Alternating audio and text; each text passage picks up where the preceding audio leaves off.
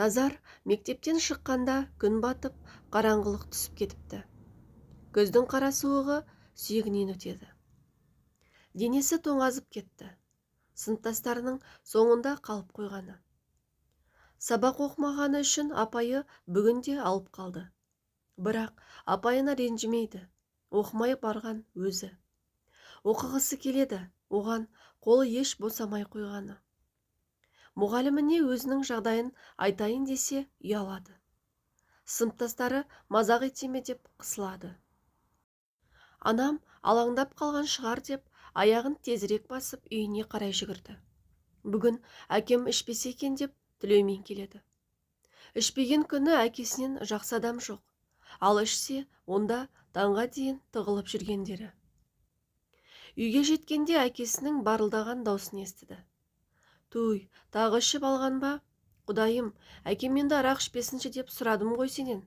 Тілегімді қабыл етші, деп сыбырлап жүріп үйіне кірді.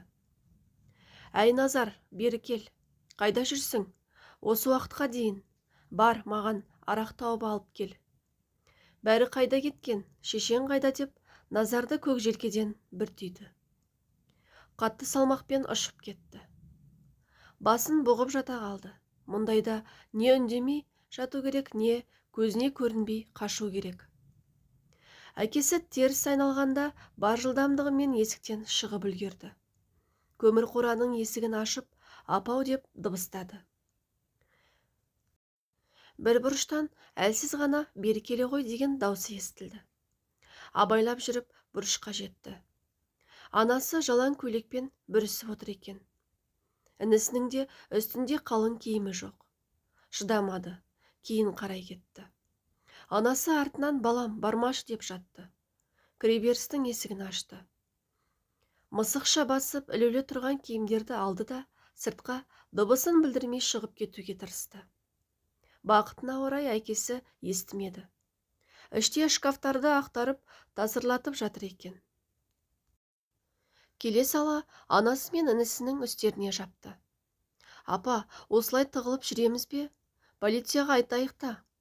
Әкем ұйықтағанша таң атады. Таң атқан соң үйдің шаруасы, мал бар. Өзіңіз демалмайсыз. Әкемнің ештеңесі кетпейді. Ұйқысын қандырып тұрып, тағы сізге тиіседі. Кетейікші апа. Әкеммен кетіп қалайықшы деп жылады. Кеткенде қайда барамын балам? Барар жерім жоқ болып тұр ғой. Сендерді қалай жетілдіремін? Көп ұзамай әкең есін жияр. Жұмысқа орналасса қояр деп күрсінді анасы. Біраздан соң Назар үй жақты барлап қайтты. Әкесінің дауысы естілмейді. Соған қарағанда ұйықтап қалған секілді. Анасы мен бауырын ертіп үйге келді. Әкесі төргі бөлмеде қорылдап жатыр. Есігін жауып қойды.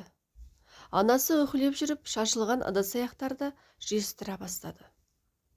Апа, мен жинастырып қоярмын. Демалып алыңызшы. Бауырымның ұйқысы келген секілді. Маған беріңіз деп анасының қолындағыны алды. Балам, сен қайта тамағыңды ішіп ал. Сабақтан келгелі аз ішпедің. Біз ішіп үлгергенбіз. Өзім тездестіп жинастырып тастармын деді анасы, ыдыстарды орнына қойып жатып. Ыдысымның бәрі шағылып қалыпты. Қап, енді қайттым. Апа, мен өскесін әкем секілді ішпеймін. Сізді бауырымды бағамын. Сонда сізге көп ыдыстар алып беремін, деді Назар. Айтқаның келсін балам. Осы балам ақылды деп баласына мейірлене қарады. Астарын ішіп, шашылған ыдысты жинастырып, жарықты сөндіріп жатып қалды. Таңертең тұрғанда Назар апасының бет-аузының көгеріп тұрғанын көрді. Түнде байқамапты. Апа, сізді әкем ұрды ма? Бетіңізге не болған, деді жаны шыға. Ұрған жоқ балам. Кеше қолын сілтеп жатырғанда байқаусызда тиіп кеткен болар. Еш жерім ауырып тұрған жоқ. Әлі-ақ жазылып кетеді, деді анасы. Баласының мінезін білетін ол шындықты жасырып қалды. Әкесінен таяқ жегенін қаламады. Рас айтып тұрсыз ба? Ұрса маған айтыңыз. Сізді ұрғызып қарап отыра алмаймын, деді тістеніп. Өзі 13-те болса да баласы қайратты. Кішкентайынан даланың шаруасына араласып шыныққан. Әкесімен жағаласамын деп жазым болып қалама деп уайымдайды.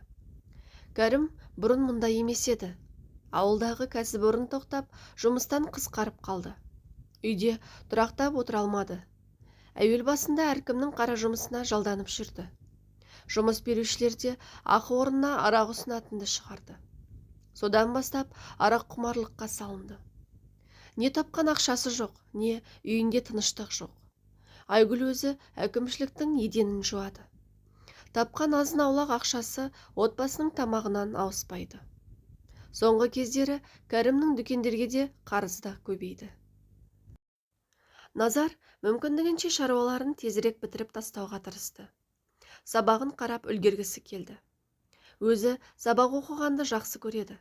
Әсіресе тарихты. Әкесі араққа салынғалы үйлерінен береке кеткен. Бұрын сабағын алаңсыз оқушы еді. Қазір үлгергенінше үлгереді. Үлгермесе сол күйі бара береді. Себебі сабағы түстен кейін, ал түске дейін анасына көмектесіп жүріп қалады.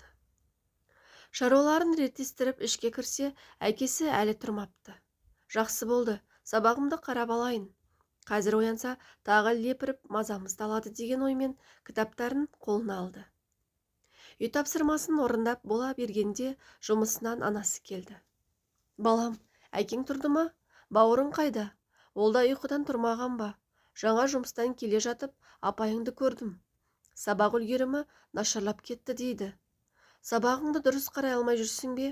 Енді шаруаның бәрін таста, тек сабағыңды оқы. Өзім жайлап жасап алармын деді. Міне оқып болдым, алаңдамаңыз, бәріне үлгеремін. Кейде оқи алмайтын күндер болады, ештеңе етпес. Сабақ оқимын деп сізге қайдан су тасыттырып, оттын жарғызып қояйын, деді баласы. Онсыз да әкем мазаңызды алады. Айгүл баласының шашынан сипады да, менің нағыз қолғанатым деді. Назардың риза болған түрін көріп, көзіне жас келді. Көрсетпейін деп кері бұрылып кетті. Пешті жағып түскі астың қамына кірісті. Тәтті тамақтың иісі барды ма, Кәрім де оянды. Су, басым қаңырап барады. Әй, қайсың барсың? Су әкеліңдер деді бар даусымен. Назар шелектегі судан ыдыспен апарып берді. Әке, арақ ішуіңізді қойсаңыз қайтеді? Соңғы кездері қол жұмсауды шығарыпсыз. Кеше мені ұрып қалдыңыз. Апамның да бет аузы көгеріп тұр. Қолы байқаусызда тиіп кетті деп жеңістік бермеді. Әке, апамды ұрмаңызшы, естідіңіз бе деді әкесіне қабағын түйе қарап. Шешесіне қамқоршы бола қалған түрін қара. Мен ұрғаным жоқ, өзі арақ бермей жағаласқан. Маған ақыл айтпа деп қоқиланды. Айгүлдің түрін көріп үндемей қалды. Әй қатын, жағаласпай жөніңе жүрмейсің бе? Өзің келіп түсесің де, балаңды айдап салғаның не? Енді бұл ақымақтың маған ақыл үйретуі қалып еді. Әке, сізді танымай барамыз. Бұрынғы әкем қайда кеткен? Арақтың ішіне кіріп шыға алмай жүрсіз. Осы бәлені қойсаңыз қайтеді, деді Назар да қалыспай. Одан әрі ошығып кетерін түсінген Айгүл баласына, балам, сабағыңның уақыты болды. Тамағыңды ішіп ал, кешігерсің деді. Кешігерсің дегенді естіп Назар кері бұрылды. Әкесі де орнынан тұрып жатты. Кешкісін Назар мектептен келгенде әкесінің сау отырғанын көріп, қуанып қалды. Әкесі ешқайда шықпай үйде болды. Шаруашылыққа көмектесті. Көптен мұндайға көздері үйреніспеген таңданыстарын жасыра алмады. Әке, сіз осылай ішпей жүріңізші. Бұрынғы қалпыңызға келесіз деп сенемін, деді Назар. Бірақ Назардың бұл қуанышы ұзаққа созылмады. Келесі күні әкесі түске дейін бір жерге барамын деп шығып кетті. Сол кеткеннен оралмады. Түсте анасы жұмыстан келіп, балам, әкеңді көрдім. Бір топ адам болып дүкеннің жанында тұр екен. Назардың көңілі түсіп кетті. Апа, мен сабақтан келгенше сіз көрші апаға бара тұрыңыз. Әкем тағы тиісіп жүрер.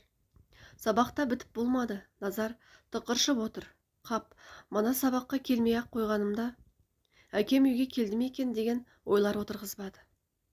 Қоңырау соғысымен сөмкесін алып үйіне қарай құстай ұшты. Үйіне жақындағанда аулада бірнеше адамның жүргенін көрді. Не болып қалуы мүмкін? Іштен жылаған дауыс естілгендей. Жүрегі аузына тығылды. Табалдырыққа сөмкесін атып ұрып төрге қарай өтті. Көзімен апасын іздейді. Таба алмады.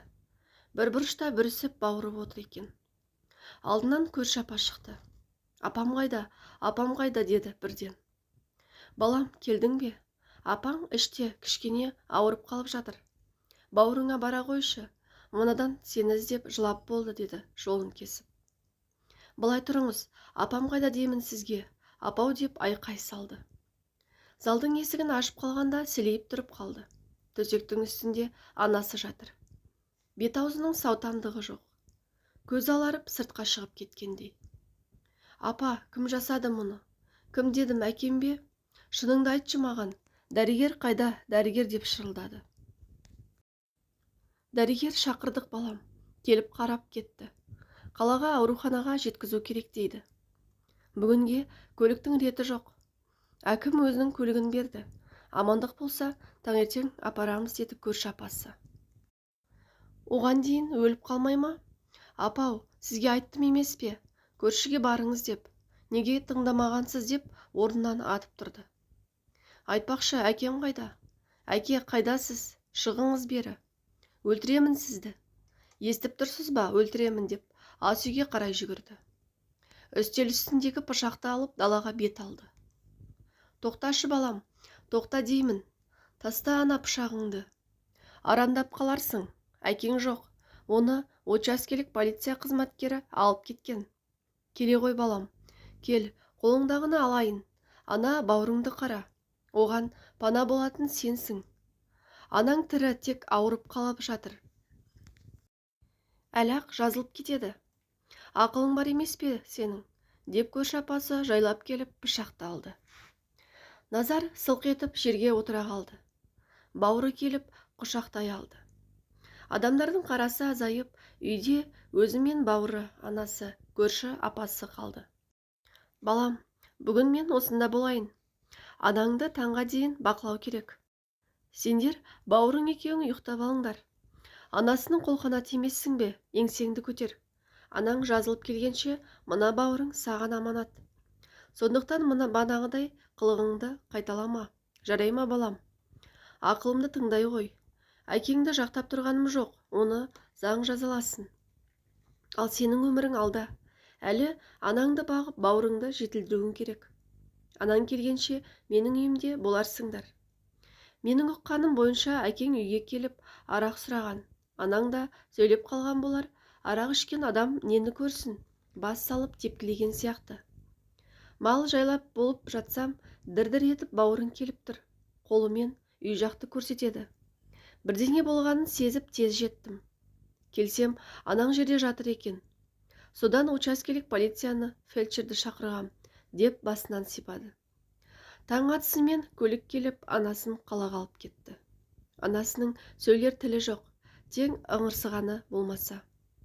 Көрші апасы ере кетті. Назаржан, киімдеріңді алып есігіңді кілтте де үйге бара қойыңдар.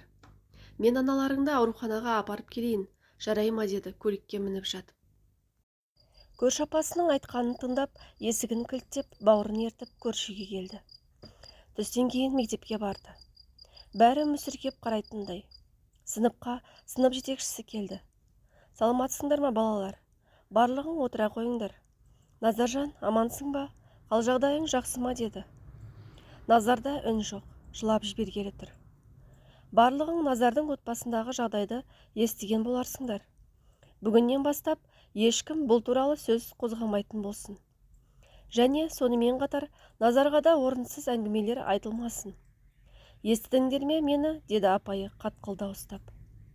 Жақсы апай деп барлығы жараса жауап берді. Көрші апасы анасын ауруханаға орналастырып келді. Дәрігерлер емделуге біраз уақыт керек депті. Бір жақсысы, көрші апасы жақсы адам. Назарларға анасындай қамқорлық танытты. Арада 2-7 уақыт өткен. Кешкісін сабақтан келе жатырып үйдің жарығының жанып тұрғанын көрді. Анам келген бе деп қуанып, сыртқы есікті ашып қалғанда, әкесін көріп қорқып кетті.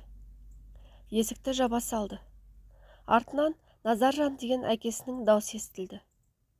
бұрылып қарамады. Көршінің үйіне ентігіп жетті. Есіктен кіре әкем, әкем дей берді. Көрші апасы алдынан шықты. Не болды балам, әкеңді көрдің бе? Әкемнің келгенін білесіз бе деді. Мана сен сабаққа кеткен соң үйдің жанынан учаскелік полицияның көлігі тоқтап, ішінен әкең түсті. Полиция қызметкерінің айтуы бойынша 15 күнге қамалып шығыпты. Әрі қарай анаңа байланысты екен. Арыз жазса, ісі сотта қаралады. Жазбаса, осылай қалады екен. Айтпақшы, бүгін анаң хабарласты. Аяғынан тұрыпты. Жақын күндері ауруханадан шығып қалатын шығармын деді. Шын айтасыз ба, рас па? Апам шыға ма? Жақсы болды ғой. Бірақ әкем үйде. Енді біз қайда барамыз деп кемсеңдеді. Жылама балам, оның да мәнісі болар деді. Таңертеңгісін әкесі келді. Балаларын үйге алып кетпек. Назар бармайтынын айтты. Әке, сізге анамды ұрмаңызшы деп жылалынған жоқпын ба? Білесіз бе, сіз қатыгез әкесіз. Анамыздан айырылып қалсақ, бізге кім пана болады? Сізді көргім келмеді деді әкесіне ызғарланып. Кешір балам, мен білмей қалдым. Бәрі арақтың кесірі. Енді ішпеймін, уәде беремін. Анаңды да ұрмаймын. Кешіріңдер мені деп еңкілдеді. Назар міз бақпай тұра берді. Себебі әкесінің өзгергеніне сенгісі келмеді. Біраз күннен соң анасы ауруханадан балдақпен оралды. Қол-аяғы сынғандықтан ауыр жұмысқа жарамайды екен. Назар мен бауыры анасын құшақтап көп жылады. Апау, енді ауырмаңызшы. Өзіңізді сондай сағындық. Сізді бауырымды өзім бағамын. Әкеме қайда бармайықшы деп өтінді. Балам, енді қайда барамыз? Барар жерім жоқ. Ата-анам ерте қайтыс болған. Туғаннан жалғызбын. Туыстарым 2 баламен қабылдай қоймас. Менде басқа мал бар ма деді. Қой Айгүл, балаңның алдында езілгенің не? Назар дұрыс айтады. Оған қайта барудың қажеті жоқ. Бір өліммен қалдың. Өз жаныңды, мына балаларыңды ойла. Ел болып көмектесерміз. Ертең әкімге барып көрейік, көмек сұрайық. Бұл ауылда қалсаңдар, сендерге тыныштық бермесі анық. Мүмкін басқа ауылға көшерсіңдер. Жан-жақтан сұрастырармыз. Мына көрші ауылда үлкен балам тұрады. Соған хабарласып көрейін. Қыс түсіп, кетпей тұрғанда бір жақты болып орналасып алғандарың жақсы еді деді көрші апасы. Ертеңіне анасы мен көрші апа әкімге барып келді. Қолымнан келгенше көмектесермін деп шығарып салыпты. Үйге келгенде көрші апаның баласы хабарласты. Ауылдарында бір үйдің бос тұрғанын, әкімнен рұқсатын алғанын, келулеріне болатынын айтыпты. Жұмыстың реті болмай тұр. Жақында мектепте еден жуушы апай зейнетке шығатынын, сол орынға да сөйлесіп беретінін жеткізіпті. Бәрінен бұрын Назар мәз болды. Араққұмар әкесіне кететіндеріне қуанды. Анасы келісімін беріп көп ұзамай көрші ауылға көшіп кетті. Назар мектепке, бауыры балабақшаға орналасты. Анасы да біртіндеп жақсарып келеді. Жұмысқа да орналасты. Назар анасына ауыр көтертпей бар салмақты өзіне алды. Барлық жұмысты өзі атқарып, солай уақыт өтіп жатты. Жақында көрген қиыншылықтарын ұмыта бастады. Қылышын сүйретіп қыс келді. Жаңа жылдан соң қонаққа көрші апасы келді. Шайдан соң анасына, естімеген шығарсың. Ана Кәрім арақ ішіп ұйықтап қалып, аяғын үсіріп алыпты. Ауданда ауруханада жатырған көрінеді, деді сыбырлап. Анасы, қиын болған екен. Алла шипасын беріп, жеңілдігін нәсіп етсін. Араққа салынып отбасынан айырылды. Басына тимей қоя ма? Балам естімей-ақ қойсын. Осы баламның арқасы. Маған еш нәрсе жасатпайды. Бәрін өзі жасап, мықшыңдап жүргені. Анасына қамқор болған түрінен сол деді. Назаржан сондай ақылды. Көрген қиыншылықтарын ұмыт болсын.